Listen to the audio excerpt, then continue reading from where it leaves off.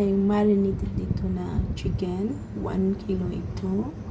At mga ingredients, we have onions, garlic, coriander seeds, mga 1 teaspoon. Tapos yung ating lemongrass, yung katawan ng lemongrass, pwede mo i-chop yan, yung stalk niya. Kung wala naman, pwede mo rin i-blend yung kasama na yung dahon ng lemongrass o tanglad sa atin, di ba? Meron din tayong lang sili at saka green na chili, dalawang ang nilagay ko, at saka yung ating fresh turmeric. Meron din tayong shallots, yung maliliit na sibuyas sa atin. Tapos meron akong binaba dito na 5 pirasong dried chili, binabad ko sa mainit na tubig. I-blend natin sila lahat, okay? Pagsama-samahin natin sila, okay? So, ganyan lang. Ilagay natin ito dito, okay? Nailagay ko na.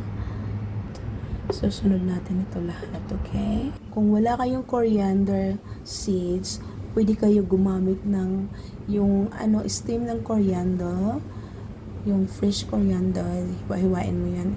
Pwede yung ugat niya, isama mo din. Basta hugasan mo lang siya ng mabuti. Okay? May paraan. Ang pagluluto, huwag mag-alala na baka wala akong mga rekado na ganito. Hahanap ka ng paraan para maging ganun din ang lasa. Okay?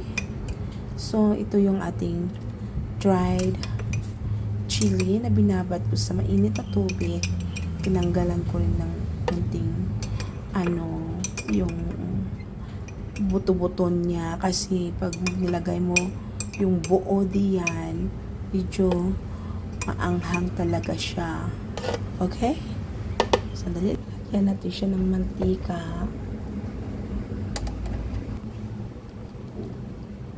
Lagyan na rin ako ng asukal. Pwede kayo maglagay ng asukal mamaya, pero sinama-sama ko na sila.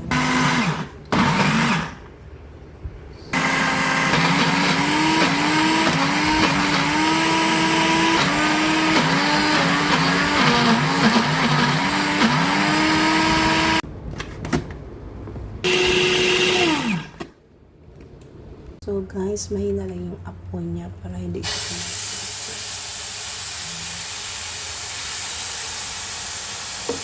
hina lang yung apoy. Masakit kaya, di ba? Pag natalsikan kayo, ay iwan ko lang. Ayun, pwede nyo lang. Pakasan yung apoy.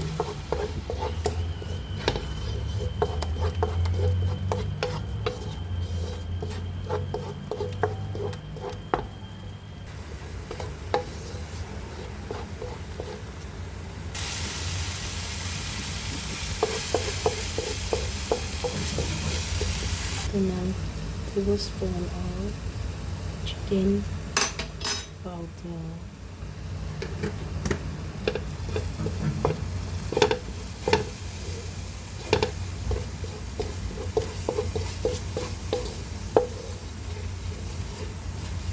Ito yung sila ito yung natural na gawa tubig.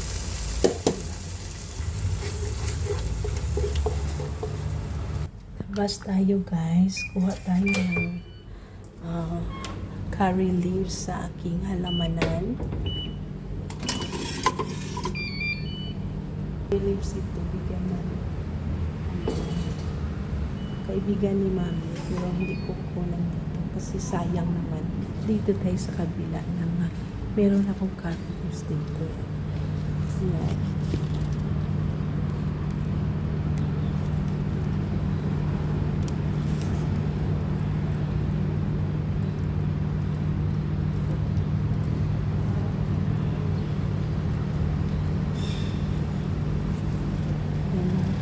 Tama na to. Pakita ko na rin yung mga halaman ko dito. Ayan. Ang sasaya nila. Hindi ko pa naayos lahat.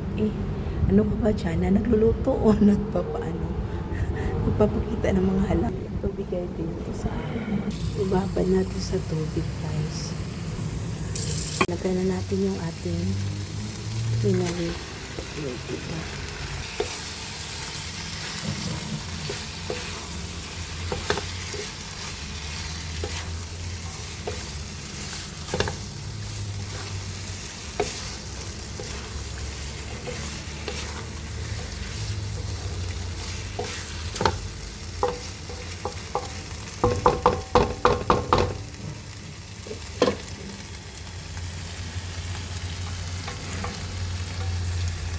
Pasensya na kayo guys kasi wala.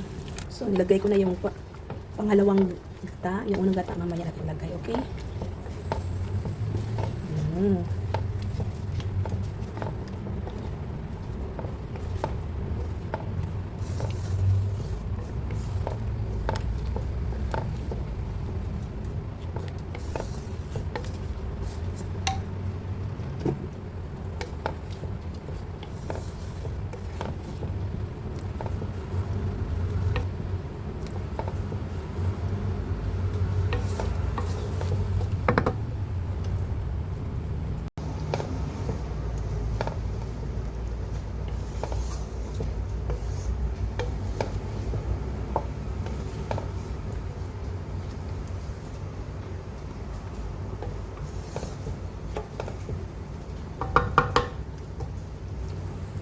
Ilagay na natin yung ating curry leaves plus ating kakanggata.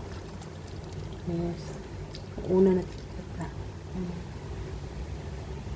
For 17 years ngayon ako nakapag gata ng talagang tunay na gata. Kasi puro nasa pakete. Ay nako, ang hirap talagang maghanap ng niyog din sa amin. Yan na guys ang ating chicken curry.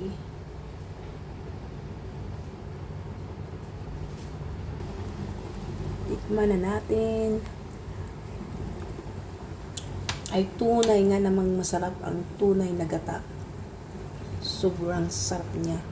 Malasang yung gata.